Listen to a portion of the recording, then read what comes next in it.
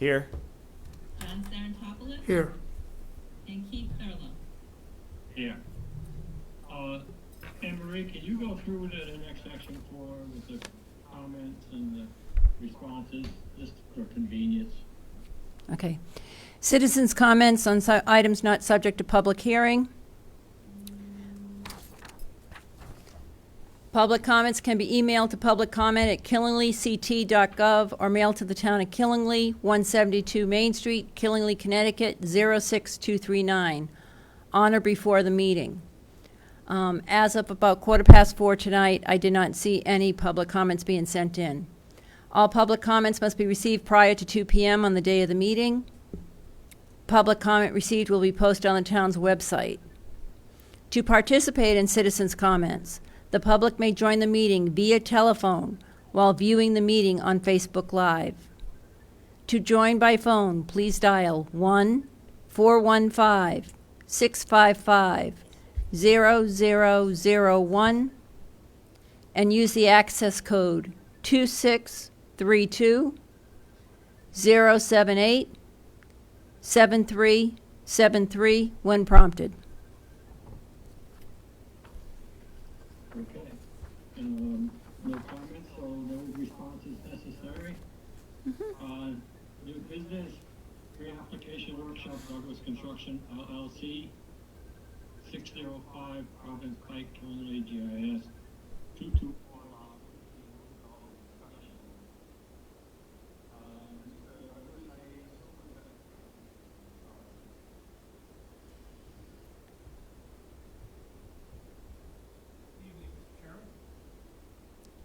You may have to turn on the mics too. That's I think probably the only way. Yeah, there you go. It's right here. Yep. Good evening, Mr. Chairman, Commissioners, and staff. Ms. Aubrey. My name is Michael Carey. Hold on one second. Can everyone hear him? Yeah, just pull it closer. My name is Michael Carey. They're saying no. Here, can you hear on this mic?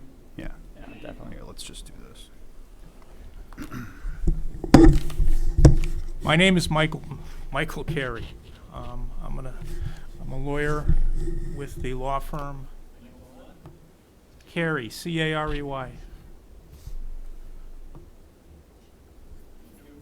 I'm with the law firm, and please don't ask me to spell this, Sussman, Shapiro, Wool, Brennan, Gray, and Greenberg in New London. And I'm here tonight representing Douglas Construction with regard to a possible zone boundary change application for property on Route 6 in Killingly. I'm here with Mr. Nick Duragian and Paul Sarabian from Douglas Construction, and we are expecting and hoping that the project engineer, Jim Rossman from Stadia Engineering, will be here. And we really don't know why he's not, but if he doesn't arrive, Mr. Duragian, I think, can cover what we had hoped Mr. Rossman would. I want to start out by just thanking you all, the commission. Is it all right, by the way, that we've lost everybody? Yeah, I'm wondering. Yeah, is she just she took relocating this? Can anybody hear us now? No, but they're gone. Well, no, she has it open in there too. It just reset itself, that's all. Yeah. Oh, all right. It's still up and running. We just can't see them right now. That's all. There you go. I'm just checking. Can everybody hear? Yes. I can hear you, Anne Marie, but I'm having a lot of trouble hearing Mr. Carey.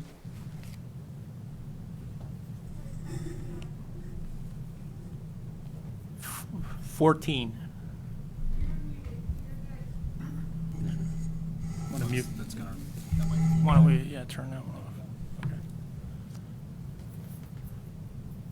Is this better? Yeah, well, I can hear you. That's Brian saying no. I just pull it up nice and close to you. That's all. There you go. All right, well, let's try again. Again, I thank the commission for my clients for offering them the chance to come here tonight to meet with you and discuss the application that they are proposing to file to change the zone boundaries on the property at issue from rural development, not the boundaries, but the zone, from rural development to general commercial. I have just a few quick observations and points to make. And I certainly don't want to take up more than just a few minutes of your time, because I think it's much more important to hear from Mr. Duragian and Mr. Rossman about what the property looks like and what they've done with it, with their plans, and since the previous application was acted on by this commission. One thing that we would like from the commission, if we could have it, is feedback as to what you think needed to be improved from the previous application. And as you hear what they present to you tonight, they'd be grateful if you could describe to them any problems you have with what's being described tonight, any questions you have about it, so that when the application is filed, it will be as complete and comprehensive as it possibly can be. Obviously, we're not asking for any decision tonight, and I know we aren't going to get one, and we aren't asking for any hints or indications as to how the application might be considered. But again, if we could have feedback as to the points that you thought were troublesome the last time and might think are still troublesome after you hear from Mr. Duragian and Mr. Rossman, we'd be very grateful to hear that. There were a couple of legal issues that came up. One I think is some mention of this being spot zoning. I think by definition this is not spot zoning. Spot zoning is a small parcel that is zoned completely out of character with the comprehensive plan. The comprehensive plan is the germ, the essence of the zoning regulations. It's not the plan of conservation and development. They're two different things. But in this case, I haven't seen every spot zoning case that's been decided in Connecticut over the last 65, 70 years, but I think as a parcel that's 180 plus acres, as I believe this one is, would not qualify for spot zoning under any circumstances. And I think what's being proposed for a zone change to general commercial is fully consistent with the comprehensive plan. There was also, I think, some question about whether this commission can or should hear this application again now. And I shouldn't say again. That was incorrect. Hear another application now, less than a year from its action on the previous one. Your regulation and the state statute, I think, both are permissive in this regard. In other words, even if this application is identical to the one you considered previously, I think you still have discretion to hear it and act on it. But you will hear from Mr. Duragian and Mr. Rossman that this application is not the same. It's not substantially the same. It's asking for the same zone change, general commercial, but it involves some additional land, and I think also some land that was part of the application previously has been deleted. And they'll point to other things, other differences between the two applications. So I really don't think that the prohibition, the provision you have limiting the refiling of applications within a year applies here, or that it should be applied by the commission to bar this new application. There was also a concern, I think, about the relationship between the two commercial zones you have, the village commercial and the general commercial district. I think there might have been a suggestion that the general commercial district is not to be located near residential areas. And I think that came from the first sentence of the introduction to section 420.2 of your regulations. Commercial establishments which generate large amounts of traffic and/or require large sites and frontage on major highways are not suited to location in residential areas. But you need to read that in context together with section 420.1, village districts, which are clearly intended to apply to, it seems to me, densely developed existing residential areas, and to allow for the provision of services and goods to the residents of those areas, including, I think, by walking as opposed to having to drive to a retailer or a service. So I think when you read in section 420.2 that commercial establishments that generate large amounts of traffic and so on, and frontage on major highways are not suited to location in residential areas, I think that means the residential areas that are meant to be served by the village district, not residential areas entirely, not every residential area. Because even 420.2, after the sentence I've read now twice, goes on to say, therefore, an additional commercial zoning district is to be established to house those uses. In other words, the uses that are commercial and are on main thoroughfares and might generate some traffic. Excuse me. Mr. Yes. Carey? Yes, sir. I mean, typically a workshop is we come in with proposed changes and regulation changes, and we discuss it back and forth about the pros and cons of a regulation change. It sounds to me like we're making arguments for an application, and I'm more really, than, and it sounds to me like we should have a town attorney present from what it sounds like. well, no, I'm not really comfortable with what's being presented. Well, I'm going to be very brief, and I'm pretty much done. Except that I did want to highlight some sections from the Plan of Conservation and Development, and if you'd prefer that we not do that, I'll... Yeah, but I mean, are you proposing changes to regulations? Are you proposing? Keith, may I simplify something? Maybe it'd be Go- more sure. understandable. When they came here with their application, they did not have, the commission wanted possible plans for what they were going to have on site. I believe what they're coming here for is to see if this documentation that they're now presenting to you would be sufficient. I have talked to our legal counsel about this. They said that there is nothing that stops the commission or the board from hearing an application, especially if there's a change, a substantial change within the year.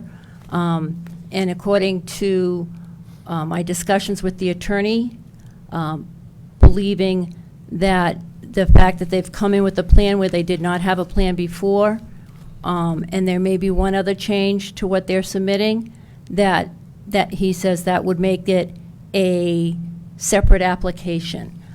It's the same thing that we're handling with another application that we're going to have a hearing on next week. So I believe what they're just here for is to ask if they can have the permission to come before the board again. It's always been my understanding that if they're not coming in with the exact application and you're doing different things with it, then it's a different application. If it's the same application, then unless it was approved without prejudice, then you weren't allowed to do it within a year's period. So you'd have to, at the end of the, when it came down to the discussion at the actual application approval, it would have had to be requested for without prejudice so that you could have acted on it if it's the very same application. Now, this is what we've always done, and I'd have to hear from the attorney to hear something different. So it sounds to me like you're coming in with a new proposal, and it's going to have different boundaries, different land pieces adjusting to it. Is that correct? Yes. So then there should be no problem in my determination, especially if the town attorney has reviewed it and said the same thing, then you could come forward with another application, as long as it's different. As far as, in my opinion, as far as you're presenting all the reasons why you should be able to, this application should move forward in terms of, that, I don't know what to say, when you're debating, I guess, the discussions of the previous application, then I'm just not sure that this is the right forum for that. It seems to me that should be brought forward with the new application. I mean, like I said, workshops are typically to review and discuss our regulations. And, Mr. Chairman, I am happy to stop. Go ahead. I will just simply say that I found, I think, over a dozen points in your plan of conservation and development that are consistent with the proposal that you're about to hear described briefly. And I didn't see anything in your plan of conservation and development that argues against it. So with that, I'll turn it over to Mr. Duragian. Well, again, isn't that? Right. Keith, can I just verify? They're not Sure. really presenting an application at this point. I think what we need to hear from the board and commission at this point in time is that you, and I believe it was actually Brian that made the comment, and I know, Brian, you don't have any documentation paperwork in front of you. I just got this electronic. This is, their plan that they have is, no, it's not an A2, but it is a plan of what could be there. Would that, I think what they're asking for, does anybody need any more detail or information on that one particular plan? I agree. Can I say something? So when you were making your presentation, you used the word village several times, right? And so you're looking at our village regs? No. Okay. I was simply trying to explain why I thought there had been an observation during the previous application that a project of this nature isn't allowed in the general commercial. And so I looked back to the preamble to the village commercial. That's the correct name, right? Yeah. And to see what that said, and then from that got the context from which the term residential was used in the general commercial. So I was just simply trying to make the point that those two districts are sort of complementary. They work together, but on in different places. And So the only thought I would throw into this, and I've been here since the 1970s, is that whenever we've talked about a village in any way, the village already existed. It's not like somebody can come in and create a village by virtue of a project. So that's all I'm saying is that let's not bandy about the word village any No, I further. wasn't, and I'm just trying to make a distinction to try to explain what I thought the Okay. observation had been previously. That's all. There's no intention to create a village here. At least Or not use, yet. or use that section No, to, okay. no. So, Brian, Mr. Carey was asking you a question, and go ahead and answer it if you want to. Well, I don't think it was Mr. Carey. It was Anne Marie kind of posed the question regarding the site plan. And again, I'm not going to opine upon a site plan here without an application pending in front of us, right? What I anticipated this meeting to be was regarding, again, getting feedback on, the ability to do a zone change in that area and what the rules are, what we're requiring, et cetera. But I'm not going to look at a site plan, say it's sufficient, not sufficient, without this being a public hearing. I'm not going to opine upon this being general commercial, not general commercial. This, to me, like you said, Mr. Chairman, really is not a workshop. This seems to be a presentation on an application of what they want to do on the lot. Can I just, Nick Dergarian, when we started this and we requested the workshop, the baseline intent from our side of things, just to make some clarifications, is we went through the application process and we had 2 public hearings, and we ended up tabling the public comment section because we felt as though there was more information that the commission and the public needed to be able to make a decision. And that was feedback that we got directly from the commission. In the second meeting, everything was denied, and there were 2 primary shortfalls that we felt as though we had, and that's coming from the comment. I think Mr. Card, it was on your part of the minutes there in the denial, and it had to do with the failure of the applicant to adequately identify how this zone change would apply to the plan of conservation and development. And then subsequent to that, where we fell short was trying to demonstrate to the commission what could go there.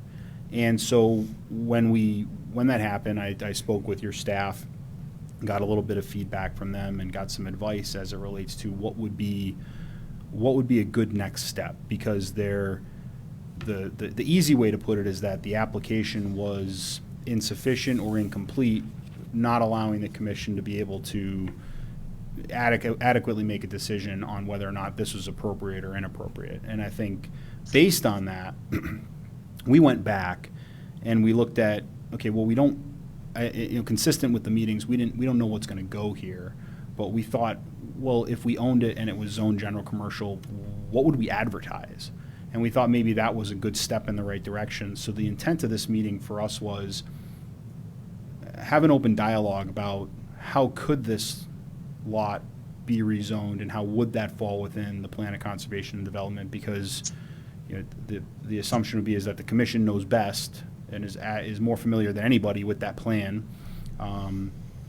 and have that dialogue so that we don't want to go ahead and waste your time and the town's time with another application if we're not vetting out where the potential shortfalls could be ahead of that. So that was kind of part 1 of the workshop. And then the second part was based on the concern about, well, what's going to go there? What could go there? What's that going to look like? We put together this conceptual plan which just identifies a mixed-use general commercial development, and it has 4 or 5 different uses. It's well laid out. It falls within your ordinances for parking requirements and everything else. It expands on buffers. And we just wanted to sort of, we're not looking for an opinion on this, but as my understanding of what a workshop would be is, okay, guys, thank you for taking this next step, but you really are missing the mark here, you're missing the mark there. And what we would do is want to take your comments, any opinions you may have, any criticisms you may have, so that we can come back with an application, and that application would be as complete as it possibly can. To me, this is an opportunity to just speak back and forth with respect to what we have, and if we're completely off base, tell us that. And if we are, if there's a way that we can, modify or augment what our vision is to something that falls more in line with what the commission's vision might be for this site, assuming that it was rezoned and developed. I mean, that's why we're here, right? We're developers. Then we want to hear that. And I mean, that's essentially all it is. And I said to Anne Marie from the very beginning, really when we were working on the 101 property, our intent is to be collaborative with the town. It's not to come here and have to have a trial attorney present. We saw where our shortcomings were, and we just wanted to sort of lay those out there and show you what we've worked on and gather any feedback that we can. Not looking for any high sign or low sign, just trying to supply or show you what we would potentially supply in a subsequent application consistent with where we understood our shortfalls to be in the first 2 meetings.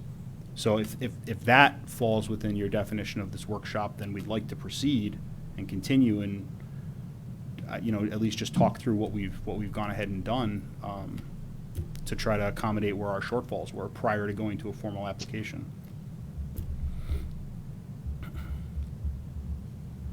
I'll jump in if nobody else wants to. Go ahead, Berger. It seems to me that if you're looking for the easiest way to develop the property is to actually look what's possible in our current regs. Mm-hmm. And that would be a really good start. Current reg meaning the way it's currently zoned, or current Yeah. regs assuming a rezone? No, the current regs and the current zone Okay. is the path of least resistance. And we did look at some of that, and some of the items that are available within rural development, as an example, is planned residential development. And planned residential development within this acreage would allow for, I don't think you could do it physically and engineering-wise, but it's over 2,000 residential units in a planned division could go in there. And our feeling on it was, number one, while we've developed residential in the past, it's not always well received by the town because it's more or less a burden on town utilities and town services. And this right here is zero burden on the town at all. I mean, this is only a revenue generator for the town, and it falls more in line with the way we are as developers. If what you're telling me is not telling me, but if what you're suggesting is that there is no appetite at all for this to be viewed or to be heard as a zone change, then that's fine. I mean, we're here to have that conversation, I guess. And the other thing that we did consider was potentially solar. We do a lot of solar development. It's not something that we had initially thought would be good for this site because it kind of, I guess in our opinion, and thinking about the public's comments and concerns, I mean, the amount of traffic, if this was a residential development, and the eyesore, if it was a solar development, it just seemed, it didn't seem like what would be best suited for the town, in my opinion, nor the value of the property. And we've had those conversations. So this is what we kind of put together based on where we thought our shortfalls were in the last application, and that's what we were here to kind of talk about. I'm going to just give you an off-the-cuff reaction to what you just said, just as me personally. Mhm. When I hear solar panels, my heart goes flutter, flutter, flutter. I think that, I travel a lot to Massachusetts, and that state, it's like you drive on the Mass Pike, and they're using every open space for panels. People, I mean, it's an amazingly clean way to generate electricity, Mhm. and it's not ugly. So I don't see where would the where would be the objection to it? I've never heard of objection to it. Let's put it that way. We experience it quite a bit, just because it's, it takes away from open space. We hear the other side of the argument, right? It takes away from open space. Not a lot of people think that I don't personally find them unattractive, but a lot of people do find them unattractive. I mean, we're side note, and again, this is just public or just a workshop. I mean, we're the civil contractor for a very large site in North Stonington, which is right on 95. And I mean, it's 140 plus acres of array, and it's a lot. It's a lot. I'll be completely frank with you. This site, southwesterly facing, right on a slope that could easily be built out of what's already been begun by the gravel operation. I mean, it's not something that couldn't be done here. But I mean, listen, there are feasibility studies and interconnection studies and work with, the utility provider and everything else that have to go into that. That's not what we were targeting with our initial application. It's just things that we saw if we're talking about rural development, where you could potentially go without there being a zone map change. Our primary, I guess, call it objective, or our primary approach from the beginning has been, we think that this is a site that could be ideal for a commercial development. And it's, frankly, the way that we have laid out is extremely low impact. It keeps a lot of open space, a lot of conservation space is what we're proposing. We're multiplying the required general commercial buffer by 3 between residential and general commercial.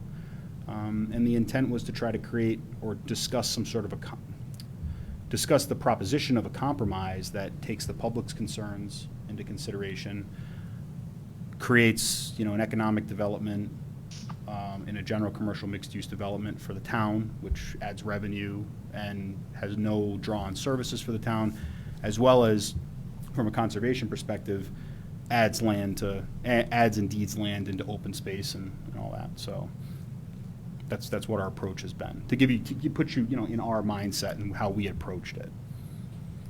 So I think that for Killingly, our schools have solar arrays. The town hall, right, has a solar array. I don't think there was ever a peep from anybody saying, no, don't do that.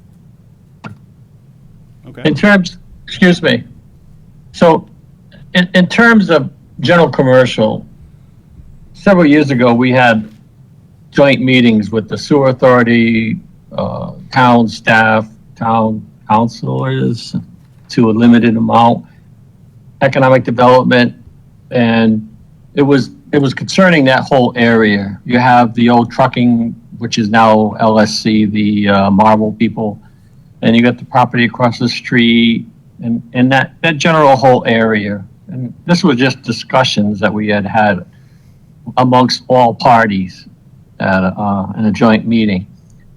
And the proposal was at that time for the town to make that whole area a general commercial area. And there was a lot of negatives going on there because of the sewer line. There's no sewer line. There's no public water. It was going to be very expensive to get it up to that area. And it was felt by all parties, I believe, because that it wasn't something that it didn't, as a body, they didn't want to go forward with development of commercial in that area, other than what was already there, i.e. the used to be by right. Now it's the East Con School across the street from the old by right building, which something else is in there. I'm not sure what. And the LSE, which is the granite place, and that whole area, which used to be Wager's trucking yard. So things change. I get that. So, and I think regulations encourage. If I remember right, I don't have the regulations in front of me. I apologize, but I don't think that they encouraged. They want you to encourage to have sewer and water, and it's such a project to get sewer and water up to there. If you go up Route 6, I think it's way down by, is it Water Street? I think at the intersection, the traffic lights down there, just beyond the Green Hollow Bridge. And in the other direction, it's down below 395 again.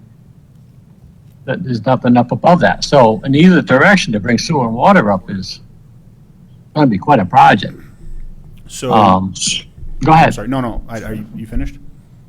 Yeah, go ahead. That's Okay. fine. No. So we took that into consideration at the time of the original application, and consistent with what was stated the first time around, the uses that we had been considering are extremely low utility impact sources, meaning that they don't require public water, they don't require public sewer. The only utility that we would anticipate bringing in from the road here would be electric, which to our understanding is plentiful on Route 6. So we knew that looking through the plan of conservation and development as it relates to added general commercial within rural development areas. The intent was never to propose a use in here that would require the expansion of public utilities in public right-of-ways to service what development we would put in here. And I know at the time there wasn't anything to show. We're saying that, but to Mr. Card's point, going back to the former meetings, well, that's all well and good, but what could the uses be? And when you look at what we've laid out here, the requirements for water, requirements for sewer are very small, and we've gone ahead and run that past our civil engineer, and we specifically laid out uses that would all be able to be sourced and handled on site as it relates to those types of items. Just to circle back, if the concern in this comment is the plan of conservation and development would be limiting to general commercial within rural development areas based on the fact that public utilities and the effort to bring those public utilities over would be, burdensome or just not the route the town's looking to go down. We are not proposing in any way that public utilities be expanded into this area. If I might, one additional comment on that. Changing the zone to commercial with the uses that would be permitted there as of right or by special permit will not in any way mandate the WPCA to extend sewer and water out there. An owner of property in that zone does not have an automatic call on the WPCA to provide sewer and water to the property just because it's zoned general commercial. So I think a lot of the uses that are permitted in the general commercial zone will be frankly impossible practically to do unless sewer and water is extended out there, and the property owners can't compel that to happen, as I understand the law. So I can't tell you why everybody, other than what they said, voted against it. But the obvious, to me, was that the C&D, plan of C&D, spoke highly about keeping the conservation, keeping the wetlands unencumbered, and keeping the rural areas for forested areas, try to keep them forested if we could. So I think we're focusing just on the sewer and water issue here, and there's actually a lot more at play there, especially on this parcel versus, the earlier sections we were talking about, that I was talking about. Keith? Agreed. Go ahead. What I'd like to do is, I've got that written down, and I'm going to address that, but Mr. Serentopoulos has been kind of trying to get a comment in. I don't know. I can't see everybody, it's hard, no, I know so it's I hard don't. to see, so I've got that. I'll respond to that, but what? Yeah, thank you. Listen, I don't have a plan in front of me. I don't know if,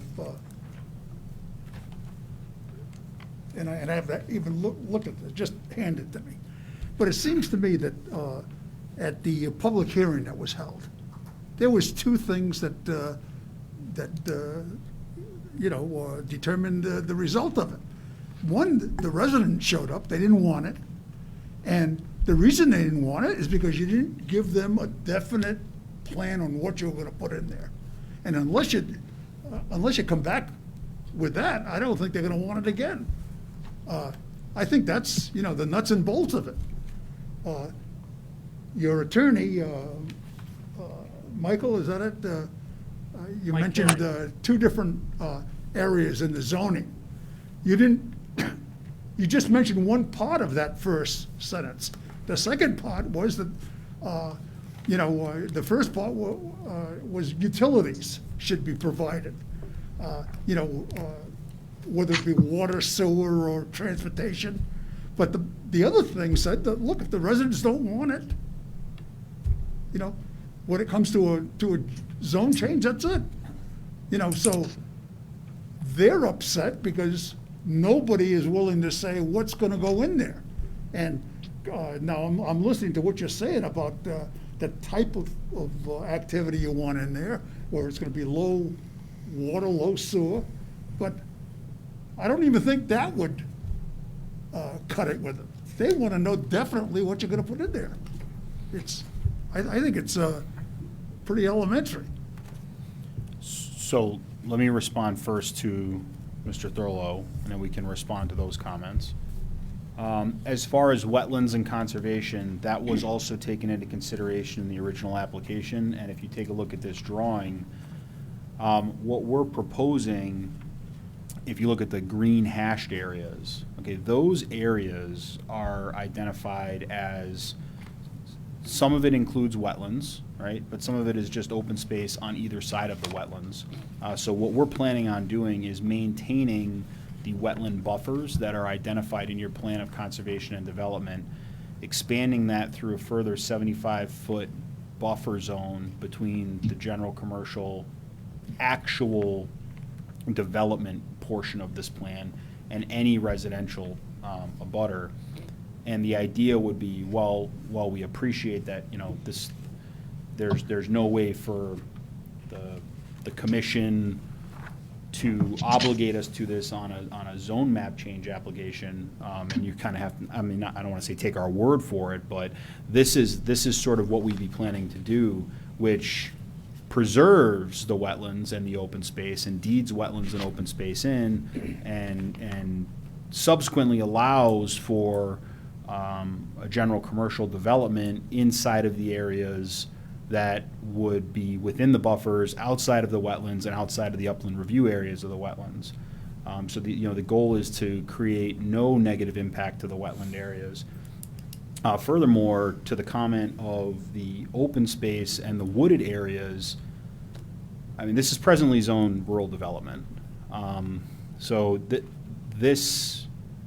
if this stays as rural development, there's no guarantee that this parcel would remain wooded.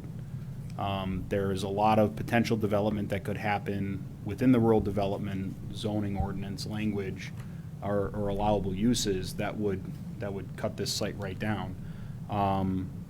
Furthermore, one of the items that was addressed when we were here at the first time around is we were talking about the mining operation, the gravel mining operation, and I think Mrs. Sarantopoulos, you had suggested, you could continue doing that. Continuing to do that and looking at the soil reporting that's available through the state, there's a significant amount of saleable soil, quality soil, that we could continue moving that bank back with an extension of the existing permit and plan that would also cut the site down, which has been an existing use and was suggested the last time around could be a continued use. So as far as keeping the area outside of the buffer areas and wetland areas wooded, whether this is a general commercial zone or a rural development zone, those trees could be in jeopardy regardless, especially if it was a solar development.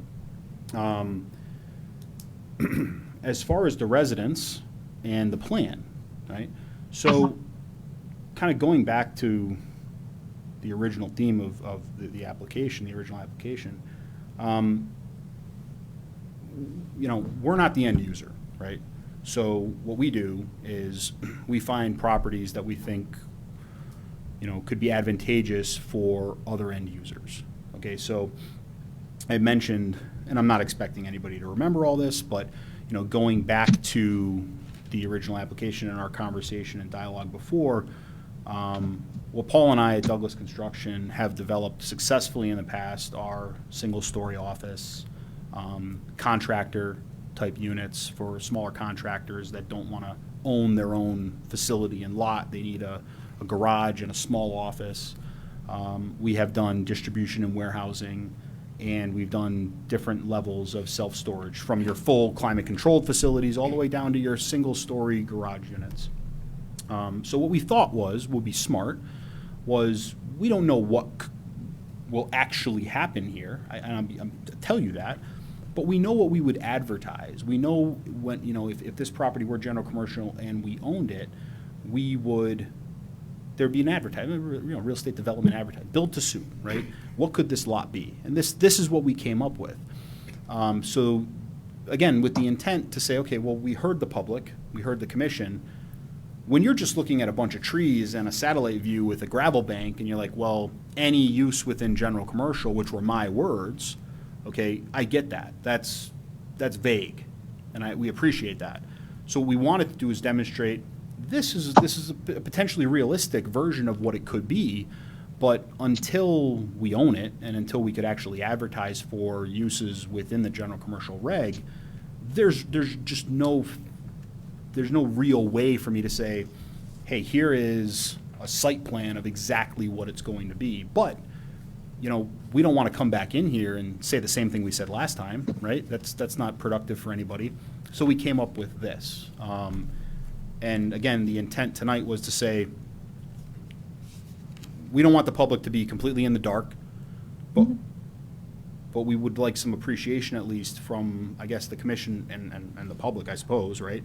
That we're developers, and we can't just be 100% locked into one thing before we know who's even interested in it, because quite frankly, we don't own it yet, and it's not within our right to advertise for it yet.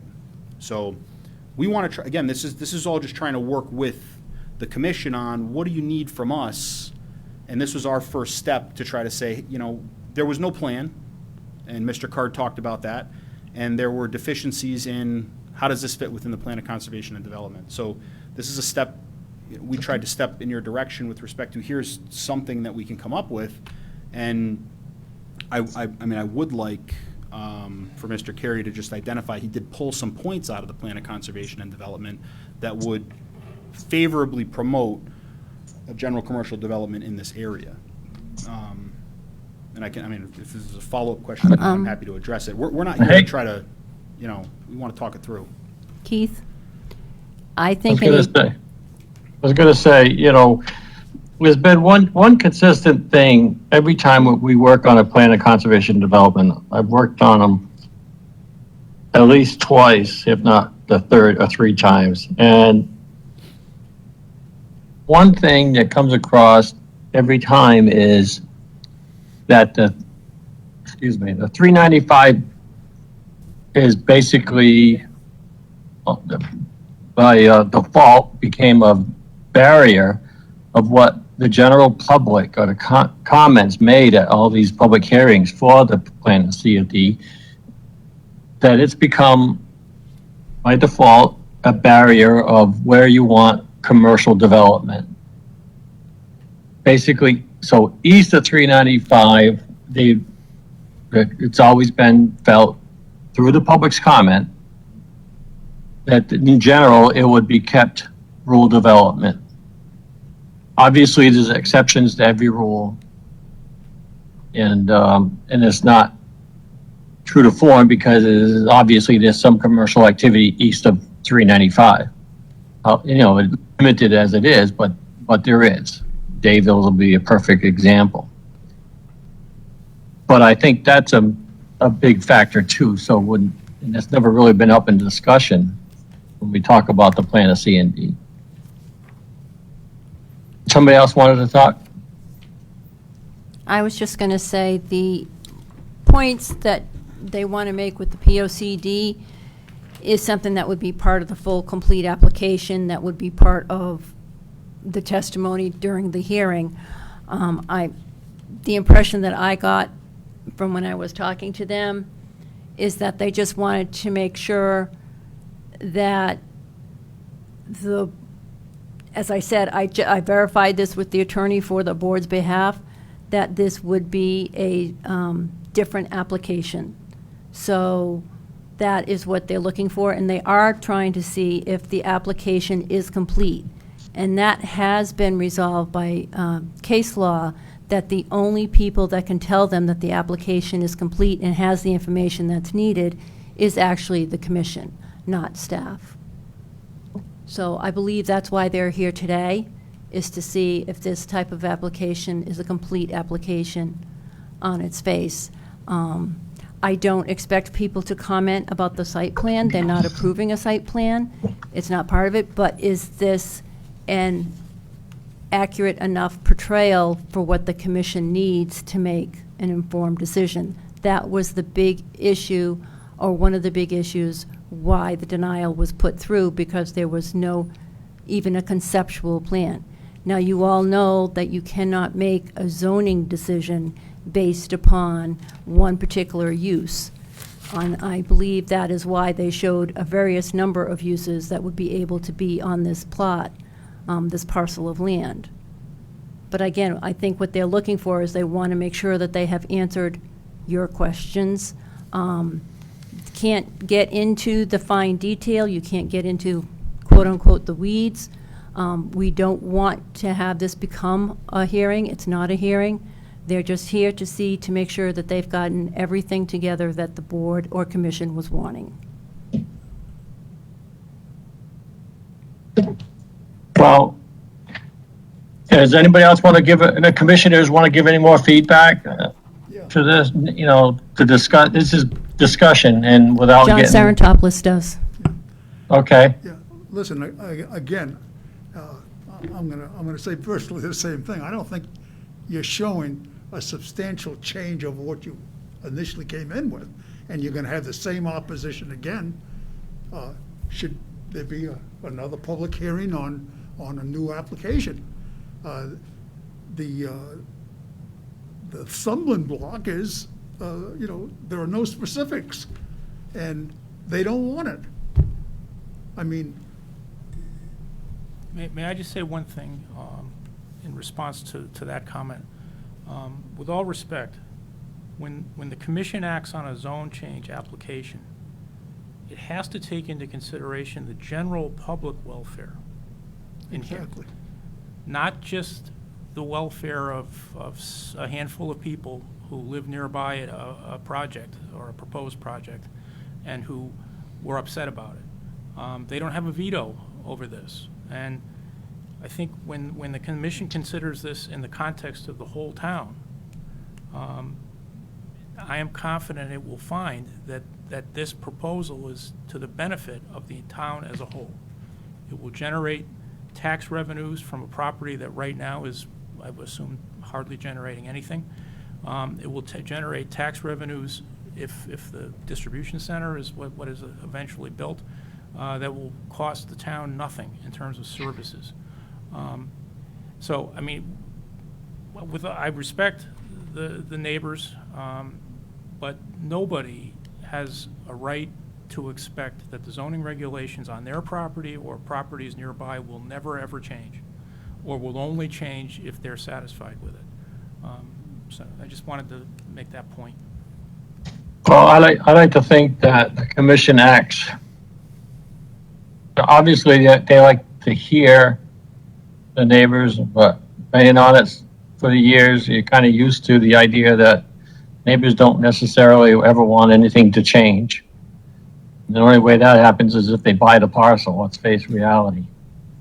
Having said that, I think you've heard our comments, and if any other commissioner, I can't really see anybody, so I count on somebody else to speak for me in that case.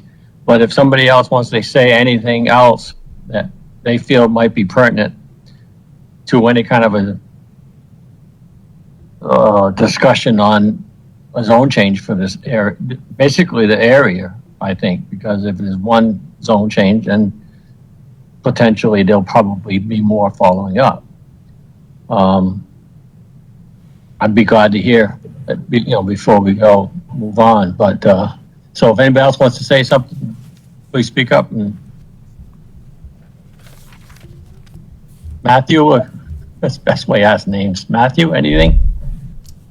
I mean, the only thing that I would say about this is I know that the plan does, it's a conceptual plan, which is more than you had the last time that you came in here, which is great. I think there may be additional impacts that need to be taken a look at potentially as far as boundary. So I know that there has been some work done as far as maintaining and adding to the boundaries that you're going to be impacting on the site, but I think maybe there's also something that can be looked at as far as the traffic impact that you're going to have at the Route 6 connection, and potentially some of the surrounding areas that are also going to be impacted by this change. So I'm not overly familiar with the properties that abut this either, but potentially there's something that can be addressed that or something proposed that addresses specific abutters concerns, whatever that may be in a future proposal. And maybe that's something that gets addressed early in the application process if it does come back. But I think that that's something that I think is maybe missing on this very 30,000-foot view of a conceptual plan. Like John was saying about the specificity of what's going in there, it's hard to have something that gets shown that it's conceptual now, and it's nice to think that this is what it's going to be, but it could be 3 buildings that get placed along this with a single throughway, and that's something that, I think we would have to work back and forth on moving forwards, especially getting input from the public in that next application process, so. Virga, anything? Yeah, I just had this a recent flashback of, we just had a major corporation come in and want to do an expansion in an area where people feel that it's already been a burden on their community. And I guess that's all I'm going to say is I was going that- to say, be very careful, Yeah. that's an open hearing. Yeah. So just, if I can respond quickly, we have reached out to traffic engineering. And you know that it would take time to put that kind of stuff together, so it's not something we have for tonight. Yeah. Which, and I don't think tonight's the place for it. However, what we can say is that as part, based on, I mean, the square footage, which is a low threshold, it automatically triggers a traffic study. And at further points down the application process, not necessarily in a zone map change application, but at further points down that, you know, that traffic study and that information would be presented to the commission for consideration as it relates to what the future uses would be. I think that one important point I'd like to make is that not tonight, but a zone map change application isn't going to, there's still a number of steps we would need to go through. We don't just get the ability to then go build and do what we want, right? So and I think that sometimes we get hung up thinking that if there's a zone change, that then we're giving Douglas Construction carte blanche to do whatever they want. But in reality, we have to come before you again and again and again and present to you these specific items, and the public has the ability to come back and see those specific items and comment again on them. So that aside, and to your second point, you know, overall plan specificity, in an attempt to be efficient, and again, you call it conceptual because if I were to come in here and say it's going to be this, but then we advertise for it and we get a tenant that says, hey, we want that, then I look like the guy that led you down one road versus another, and I don't have any honor or integrity anymore in this room, right? So that's not what we're trying to do. But if there is an application presented down the road, we certainly take those types of things into consideration. So I would just add a consciousness of light pollution and noise pollution. Mm-hmm. And, you know, I've been manic about the dark sky for a long time, and so we've tried to do various things like lowering the light stanchions. But the reality is that when you have lights down on a parking lot, that parking lot, the light goes up, Mm-hmm. and dark skies disappear. So, you know, that matters to some people, but it's basically noise, traffic, and alteration, you know, a loss of something about nature. So, and one of the nice things about this site, we spoke about this the last time, I think we've spoke about this 3 times. So in the text amendment that we proposed, you and I conversed with respect to dark sky lighting and noise pollution. And then when we came forward, one of the items that we discussed specifically on this site is taking those items into consideration, right? One of the nice things about this site, and it's hard to see on a plan unless you really go out there and take a look at it, but you know, your immediate abutters, now not that the abutters would be the only ones that light pollution gets to. I mean, if you're going down 395 and you look left, there's a plume of light coming up from this site, which is not obviously what we're proposing. You know, you could see it from afar, but specifically as it relates to the abutters, this site, I mean, I don't know how to really visualize, but if you look at Snake Meadow Road, you know, everything goes down to Norton Brook, then it comes back up, and then the site, the actual development will be back down, which is perfect for noise control. So you have the ability to naturally retain that within the current the topographics of the site. And then that was part of the other reason why we wanted to expand the buffer on the current general commercial zone from 25 to 75 feet, just to continue to push that out. So those are certainly things that we have taken into consideration, and if there were an application, we're prepared to comment on those items. So we have taken that into consideration as well. If John, any further comments, John? Yeah. I can appreciate, you know, your business model. I understand what you do. I think you made a good presentation. However, I really think that unless you can come up with a more specific use for that property, you're going to have a problem. And to get back to a couple of things that were discussed, this village zoning that we have. I can relate this to that to a degree, and it's the fact that you're taking a zone change and put it in the middle of another zone. It's not as though it's on the periphery of it, and what it's abutting to is what you're trying to change it to. You're taking it and you're putting it right in the center. I really think that in order for you to move forward, you really have to have something that's more specific as to what's going in there.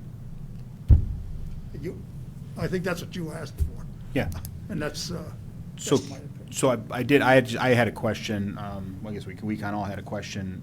So outside of general commercial, I guess, right, and just looking at the general development of the town, just take this away from the former application and the context of the workshop tonight. Are there any just suggestions, any zone, any development, whether it's current residential or general commercial, or, I know it's not gonna go industrial, but I'm just saying, anything that the town really kind of requires, does the commission have, or in commissioners individually have, and I don't wanna call it a vision, but a gut feeling, anything that they would like to see on this site? I mean, just to kind of open it right back up and say, this is the Planning and Zoning Commission, right? So here's a site, here's a developer, maybe what we've envisioned just simply doesn't work for you. Is there something that you do see that you think would like to go here, other than, trees and a gravel operation, I guess, would be kind of the question. I mean, one of the things that's been brought up is residential. I mean, is anybody, I know it's an existing use, that's permissible inside of the zone, but would the commission want to see residential here? I mean, that's a lot of burden. The only way I could answer that is and not just this site, anywhere. You want what conforms to the existing regulations. But in this particular case, you're looking to change a zoning area. And again, it's in the center of a different zone, and residents are upset. So, and you talk about what's good for the community, and you've got a point there. I can think of and you talk about light. Get on 395 and drive by that power plant over there. It's lit up like a Christmas tree. But you know what motivated that? Money. That's a hell of a taxpayer right there. They probably pay 1/3 of the town's revenues. Whereas this, it's probably going to generate some money, but whether it generates money to the point where it's going to be influential on getting the community support for it over the objections of the residents of the surrounding area, I don't know. Ms. Aubrey, you've all been very Brian, do you have any? I was just going to say, you've all been very generous with time. A couple points, I guess. I would say, to answer your question straight up, I would focus on obviously the POCD. That theoretically is the commission's and the town's vision of what we expect to see or want to see, or the input that was given from all the multiple workshops that developed that plan of the areas that the community thought were best suited for whatever zones that were established in that POCD. But to go back to one of your other comments, I think the lawyer stated it is you're correct. We look at zone changes, at least I do anyway, as to what's for the betterment of the community as a whole. So is that consistent with the POCD? Is it going to better that local area? Is there better avenues for us to develop commercial properties, such as redevelopment of brownfields, other areas in town? So we try to look at it as a whole. I don't put much weight into the site plan, to be honest. I know it was a comment made by multiple residences and multiple commissioners that, hey, we need to know what's going to happen there, but we need to look at it from the whole of general commercial. Like you said, nothing's a guarantee. And if we don't do that, we're not doing our job. So I would direct you more to focus, if you are going to come back with this application, which in my opinion is very similar to the last application, if not identical, because you're just asking for a zone change to GC, is to focus on the larger questions of why is this good for the community, right? Why is this change better than another opportunity for us to develop general commercial somewhere else? in town, consistent with what we've established in the POCD. Okay, Mr. Kerry, and I'm sorry, what's your name again? Nick Yes. from Douglas Corporation? I don't have your name in front of me. Nick Dergarian. Nick, yes. Any further questions that Well, I guess might help you with? If I might, I thank you all again for the time, and it's been very generous with your time and your thoughts. If not, then No, the only question is, Mike. just to be as clear as we can, the two questions, I think, were whether this application is so similar that the commission won't take up a new one, and whether you need a more detailed plan than the one that's been presented already. I think those were the two questions that were the focus of the workshop. So, obviously you can't take votes or anything like that tonight, but if you just well, have it's some my sense- opinion, if that's all within the same boundaries, and is it or isn't it with the same boundaries? It is not, and it's dropping one of the properties, and it's actually picking up one of the abutter properties that has agreed to, likes the idea of moving this to general commercial. I mean, I'd have to see what an attorney says, but in just my rough determination, if it's changed boundaries, I think you can still move forward, but I'm not, don't take my word for it. It would be up to the town attorney. All right, I will verify that with the town attorney. What was the second question? Whether you'd be wanting something more specific than the plan that's been presented tonight. Me personally, like it has been stated several times tonight, when you do a zone change, you're doing a zone change to the property. And once it's changed, you're pretty much opened up to whatever you want to propose. So I don't think it matters. I don't really see it. It does have in the regulations a statement about showing some sort of a layout. But I don't really know how much it would really matter. I mean, I do know it's in the regulations to show something, but like Brian says, once you change the zone, you can do anything you want in there. You can propose anything you want. It's up to the commission whether they, how you move forward with that proposal. So, I just a couple other comments, just because listen, it's important to us, and again, just not to beat a dead horse, but when we initially started working with staff and discussing the text amendment change and everything else, our goal is to be collaborative with the town. This isn't an us versus you. I mean, frankly, we're not here to fight an uphill battle with the public, with the commission. That's not what our goal is. Our goal is to try to find common ground and do something that's productive for everybody. So it is important to note that, we are trying to work within the regulations of the town, right? So it's not that, the comment's been made that, there's a zone that's there. Let's work within that zone. But there's also a process here that permits a zone map change. This is your regs. And we're trying to follow through that process. And to the extent that we have the ability to demonstrate that it's beneficial to the town as a whole, that, we'll have to see if that happens in an upcoming application.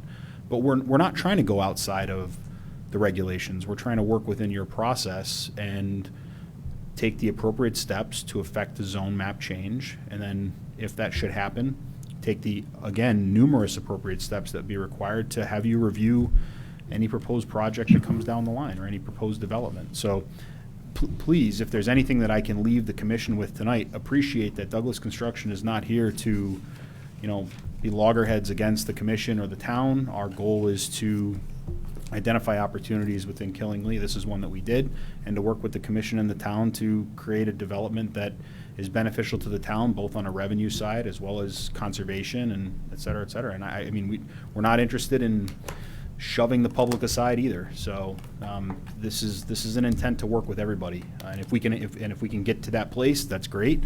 And if we can't, then we'll we move on to something different. So. But I will say, not to to echo Mike, I do want to say thank you. I mean, we value the dialogue and the feedback, and you know, we're not here. You know, we don't keep our evenings open for no reason. We're not here trying to waste our time. We're not trying to waste your time. So we do appreciate the time. You've been generous with it.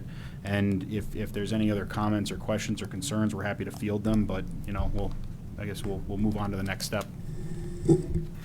I think it's, I think the commission historically tries to work work with applicants, especially when they come in and ask for assistance. I mean, I think we've always have in the past. Having said that, I think when the commission comes down to it, they make decisions on the merits and how those merits fit into the regulations and the POCD. I would think that last one was done based on those conditions, based on the merits and what POCD said. Anybody else want anything else to say? Mr. Vance is the current landowner, and he is here, and he did request to ask a question. Sure, go ahead, Jim.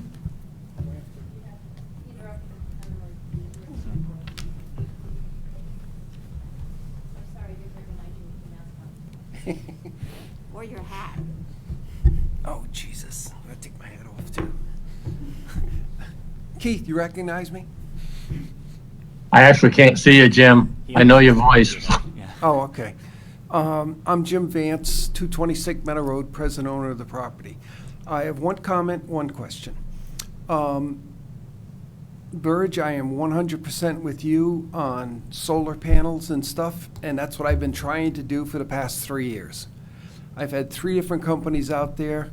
They've all basically run the gamut, and they can't get through Eversource. They're only allowed to put 2.6 megawatts out of that property onto the poles on Route 6. Can I ask a question about that? Sure. Is that them trying to suppress solar generation, or is there a technical problem? The technical problem, I believe, is that the poles or the wires that are there cannot carry the amount of electricity that could be generated on that property. And in order to generate what would be economically feasible to put a solar field there would cost maybe millions to get a substation built or wires brought to another substation that can handle it. So that's been looked at, and I'm sure that if Nick put in any kind of a facility down there, they could put up enough solar panels to help their company and probably sell 2.6 megs to the thing, which would help make their whole endeavor a lot more feasible. So it's something I really wanted to do, but it's just not going to do it. And the question I have is, if somebody wanted to go down there and build a bunch of greenhouses and grow tomatoes, cucumbers, lettuce, marijuana, would that be allowable under the rural zoning right now? Can I answer that one? It is rural development. You would be able to do the greenhouses. However, as far as the marijuana goes, that would not be allowed because of the new, if you're looking for the new cannabis, we've put a moratorium on growers and on sellers until we can get our regulations in place that mirror the state's regulations. The problem with that, the state isn't coming out with a lot of direction on how they want it done. Okay, so is we the town, or we the town and the state? It'd be we, the town, that's trying to do the regulations. One of the things that came out with that regulation from the state, or the state statute, was that they were going to allow the towns to create their own regulations to follow. Mm-hmm. However, when they came out with their directions, if you didn't follow their directions, you were still going to be held to their directions. So, Which they don't have. right. Wow, that sounds like the state. Yeah, Okay. so maybe, talking to your state rep or your state senator or something like that. Yeah, and at the town, based upon the town's population, we're only allowed one grower and I believe one retailer, one each, because we're under 25,000 people.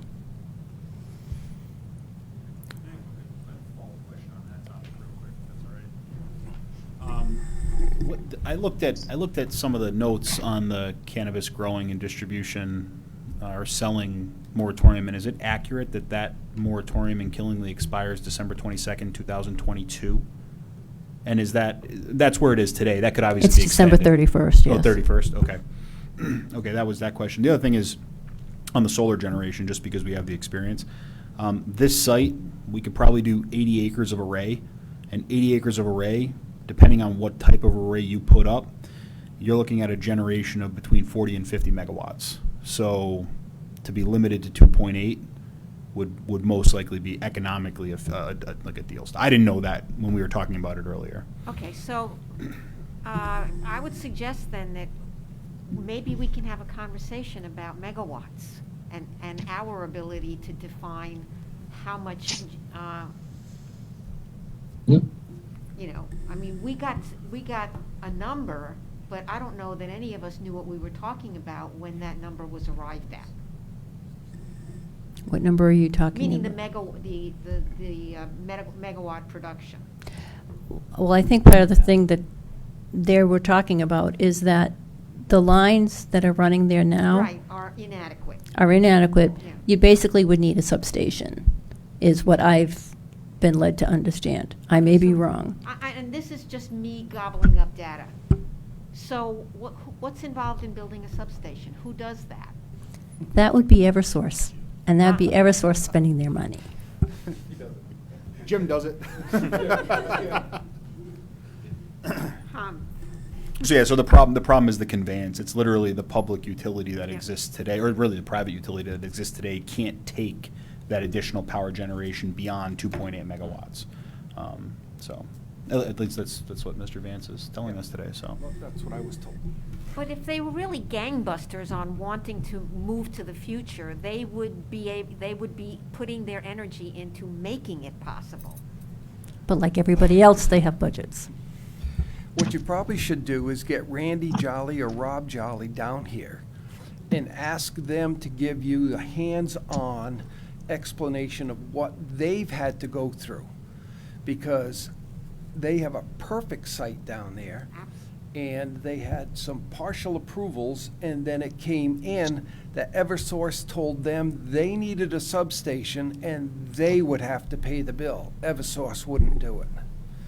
So then they came up with the bright idea or something that I guess Allen Hill Tree Farms across the river, and they were gonna get in on it together, and if they could get maybe one more abutting owner to join in, well, then maybe Eversource would take on the project and pay for it, because then it would be feasible for them.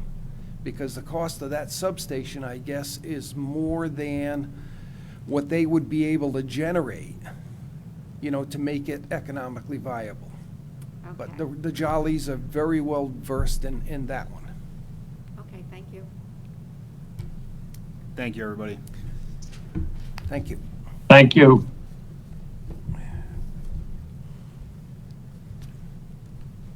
Thank you very much. Appreciate it. Okay. Okay, second item on the workshop discussion, should the zoning regulations allow for an accessory structure to be constructed on a vacant parcel or real estate without the primary structure being in place? We've been going with this, trying to get to this for about 4 years now, so if I remember right, since NTE, so however long that's been. So,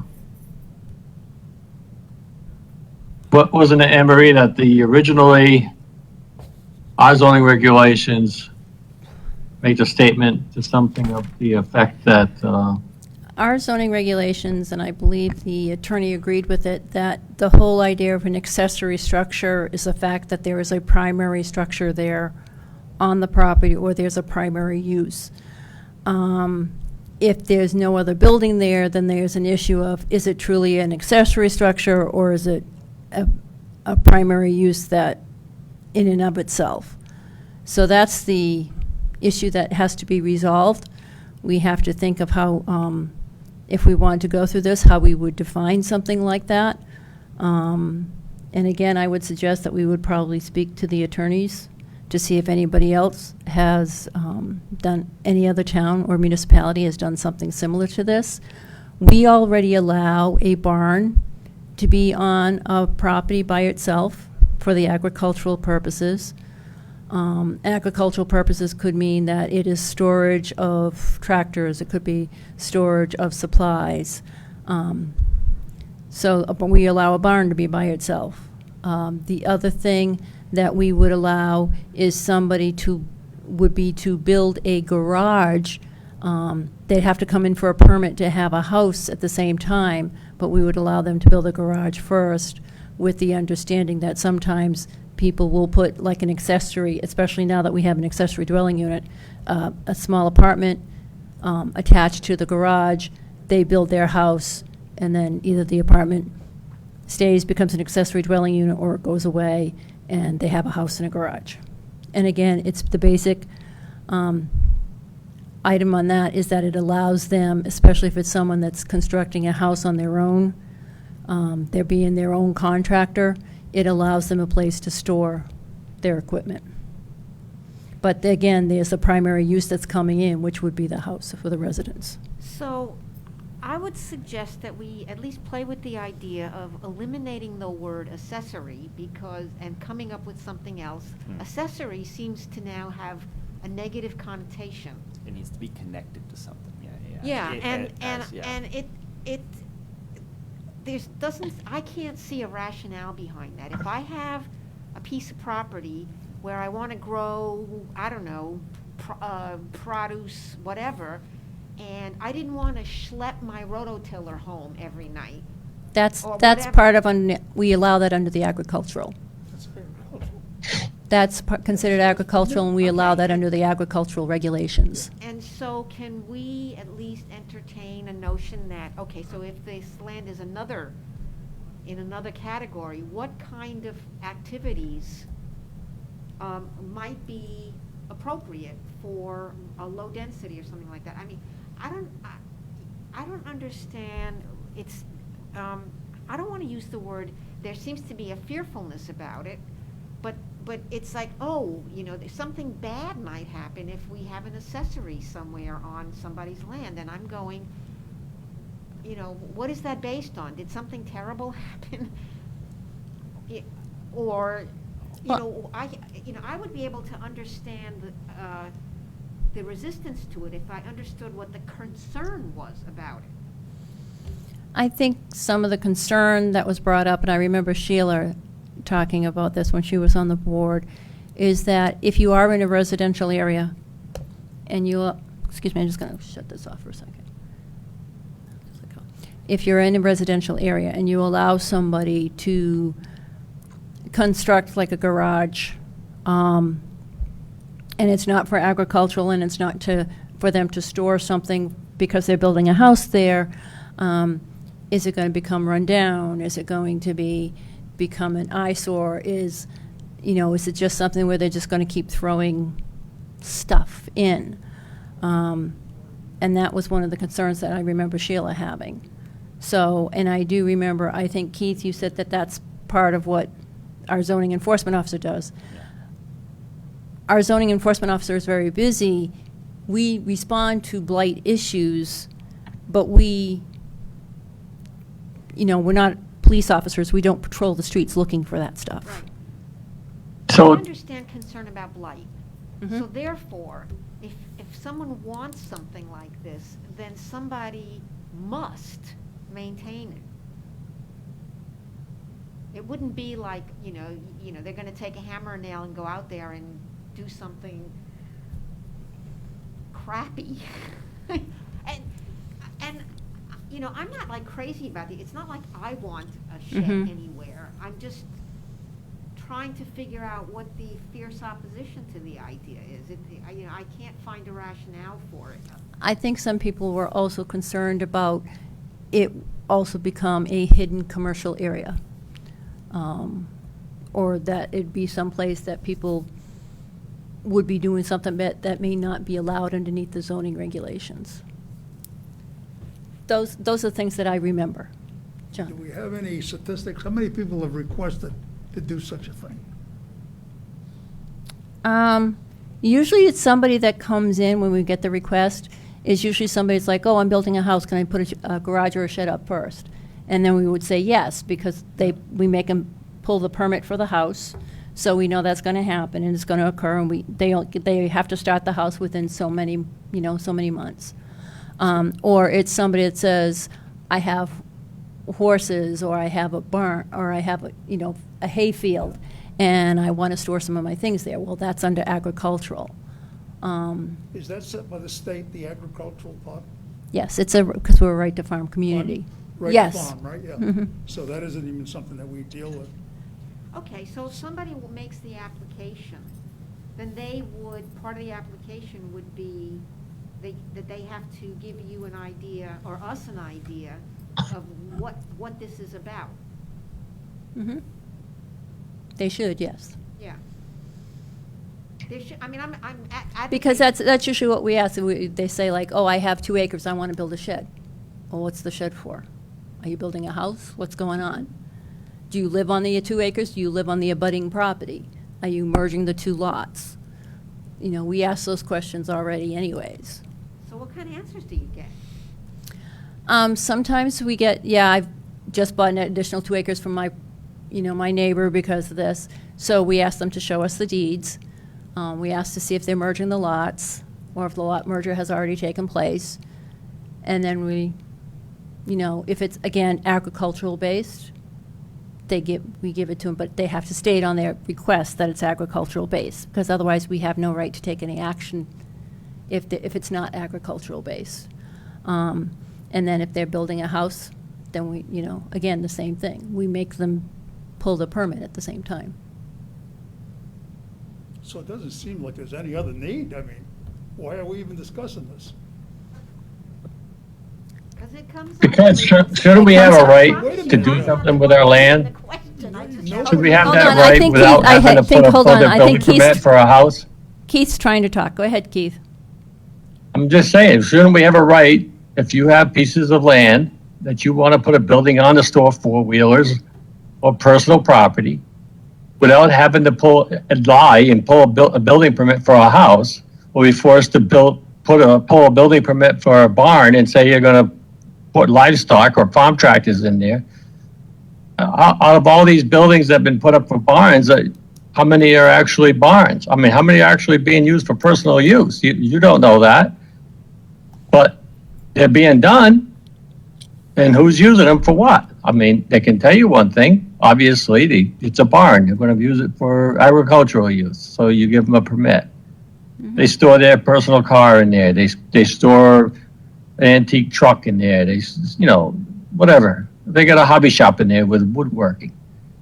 They don't have property where their house is. They don't have room for that, but they own 5 or 10 acres of land someplace else in town. So I don't understand why everybody's so afraid, because Virga said it right. There's definitely a fear from the staff and that this is something that's going to come in and threaten everybody's the neighborhood. And as far as staff having time to enforce something, if somebody makes enough noise, staff makes time to go and enforce something. Well, I don't see that being an excuse. You're denying people use of their land. I mean, We're not denying rightly so. people use Nobody their has land, Keith. nobody has to jump on board. There don't have to be 30 people lined up to do it. But if you're denying one person that right, why should we deny it? They can. Because God, I just heard Go ahead. this in this other conversation we were having, where if I'm sorry, I it's can't part of hear. the community, you can do something adverse to somebody's property. So I would look at this as the opposite. I mean, why open the door to something that is adversely going to affect somebody else? Especially when there's already means right now, and you mentioned some of them where they say they're going to build a barn and put animals in it, and they're storing automobiles in it, or the fact that nobody has applied for such a permit. I mean, Well, the whole purpose is to create a regulation that they would have to go through the normal procedure that people have to go through to get a house or a factory or whatever, that they would come before us and give us an idea of what it's gonna look like, how big it's gonna be, where it's gonna be. And, I mean, I kind of like, it's like, it's not gonna be a sex den, it's not gonna be a pot house. I mean, it's just like, I don't know what the paranoia is. well, you've got zoning right now where we've got a zoning officer that's running around trying to make sure that we don't have clutter all over the place. It seems to me that with something like that, you're just creating more for that individual to deal with. Okay, but I'm gonna contradict you on that for one. So it's okay if a person wants to have equipment and they could just leave it outside and that's legal. Oh, it's my tractor or this or that, and I don't feel like moving it in. Whereas here, somebody's saying, I want to make a little shed so that these things that could possibly be, too much machinery or too something ugly, that it would be hidden away. And right now, if it's within a certain size, you don't even need a permit. You could put that shed up and put your tractor in. Or what's the dimensions on a shed before you need a building permit for it? I mean, Okay, so It's 100 square feet. Pardon? I believe it's 100 or 150 square feet. So I mean, It's you can small. put a shed up, Yeah. but you have to have a residence there, and yes, people that have clutter all over the place, and when you think of that, you think of automobiles mostly, and we've got regulations on that where you can only have so many vehicles in your yard that aren't registered. Try to enforce that. I mean, it seems to me that zoning has enough to contend with right now, and unless there's a pressing need for what Keith is advocating, Well- where if you've got a piece of property, you can just go and put a shed up there. I mean, if there Okay. was a pressing need for it, I'd say yes. But if not, then you're just putting fluff into your regulations, something that, I don't, okay, so I'm still trying to create a scenario here where I'm making my point. If I wanted to go, if I had acres somewhere not on the plot where I have Yes. my house, and I wanted to do something, but I don't want to leave my tools and equipment and all of that outside yeah. when I go home, but I don't want to schlep a truckload full of tools or like wheelbarrows or whatever. I just want to leave them there because I'm going to come back there and use those things again. And I don't see that as, I think that's tidying. At this point, I could take my shovels and wheelbarrows and leave them by the side of the road and nobody can say anything about it. I would rather have my wheelbarrow and hose Wouldn't you have to get a permit for A commercial wheelbarrow? structure to put your equipment in? That's what I'm trying to say, is that it would be a regulated process. They would have to come into town hall and make an application and let them know, I want to I have this piece of property, I want to put up this size shed, and it's going to look like this. So you're saying that you'd be able to do it, but But have it just regulated. like everything else. All right. A supermarket, That sounds a good. subdivision, Yes. a shed. That sounds good. Okay, I rest my case. But Thank you. are you gonna put restrictions on the size of it? Well, that would be something we'd all talk about. Yeah. I think that it's a good idea. It incentivizes people to own property that they may not use as a primary location, which then they do have to pay taxes on. It is another, so it incentivizes people to own the property that maybe otherwise would not want to be owned if they could use it and have a structure that doesn't require them to have a primary residence on that property. So I could see that, I'm not saying that it is good or bad, but I could see it being a reason for someone to then own the property other than just owning property, you know? And I don't think that having the piece of property and requiring to have a primary residence there necessarily is, I mean, I understand it right now in its current context, but I think that being able to have, like, you know, something that we define as a secondary structure or a satellite structure, whatever we want to call it, I don't know, that can reside within a property that is completely separated from a primary residence, and it has restrictions as far as, you know, it doesn't have, you know, town or whatever utility hookups, or, you know, it has restrictions as far as that. So maybe you can generate on-site power and use a natural means of on-site plumbing or something, but there will be no hookups that run utilities up to the site or something like that. So it allows there to be a useful nature to the building on the site, but it's not something that will allow an expansive, you know, 3,000, 5,000 square foot, you know, building that goes up there that can be Where used they for do something pornography. beyond. Yeah, beyond the you know, storage or whatever it is, you know. I think it would be beneficial to come up with some sort of regulation with it and then define it, you know. And regulate it, Yeah. and yeah. have it on record, and tax it. I think if you have a piece of property and you want to put something on it that's other than a residence, it would, Yeah, it doesn't. that would be fine, and then it may, I don't know how it would be taxed at that point. I you know, that's beyond my, you know, understanding of how that would work, I guess, but, you know, it would be taxed separately from just owning the property at that point. It would be on Well, it the would total be- assessed value, I guess, and it's- with the proper, with it's an the building on it, improvement. yeah. And you could, So. you could calculate the value of it. You know, what did the building, materials cost to erect it? What was the labor, whatever. It could have taxable value.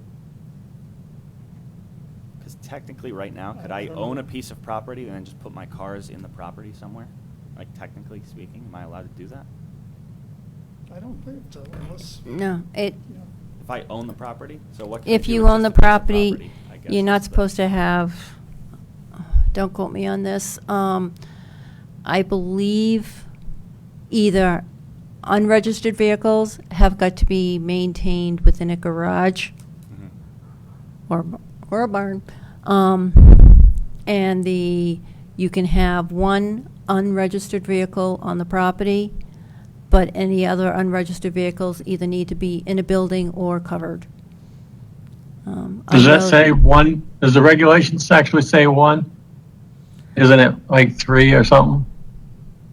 No, And I then don't think it's that covered, many. and the terminate, in the reg, it's actually say covered? It has to be, it's supposed to be either covered or stored in a building. And I Right, believe. so covered, because covered could be, A tarp, a Yeah, blue tarp. tarp. I think you're opening the door up to a lot of issues. you know, I'm a car advocate. So, you know, basically, this is, you know, what I want, I would use something like that for, store my antique cars. And that way there to be in and out of cover, for my own use, if I were to do it. Most people's properties today, you know, if you go with a minimal lot, Commercial garage. No. well, how many, Okay, suppose you live. how in many, a- you know how many people have big collections of cars? Yeah, You'd be surprised. I know. yeah, so. There's if a lot you- of money tied up in antique cars in town. So if you live in downtown, in Danielson, and you don't have, and you collect and restore antique cars, you can't keep them, you know, in your driveway on Maple Street or wherever. So if you Presently, had they some. are doing it. What? Presently, they are doing it. You know, I mean, So that's, what I'm saying is that if, you know, if it's under a roof, secure, that's a benefit to the person and a benefit to the community. It's not an eyesore. The structure wouldn't be ramshackle because we would not allow it to be ramshackle. That would be part of our job. I think the most difficult part of this is just identifying the things that we're not thinking about that somehow would fit into this as a loophole at that point. I think that's the biggest issue. Like cars, it's super understandable. Like, okay, it's a garage, you're putting some cars in it, but I think it comes down to like, it's not for cars, it's for who knows what it is. And I think that's the issue I think that poses, the biggest risk is like, who knows what it's going to be used for. They can say it's a structure that's out there and it falls within all of the regulations that we put forwards for size, for utilities, for all of this stuff. But again, it's like, But you know, the same thing. So Matthew, if you got things can a happen in property, houses. if you got a piece of property that's in a rural development zone, yep, and you get allowed to put up a structure, shed, small garage, for personal use, wouldn't the regulations for rural development zone apply to everything else on that property? Wouldn't regular zoning regulations apply to it, so you still be covered and protected? I mean, yeah, they would The still. blight ordinance, we have a blight ordinance in town now, Yep, wouldn't it still apply to that property?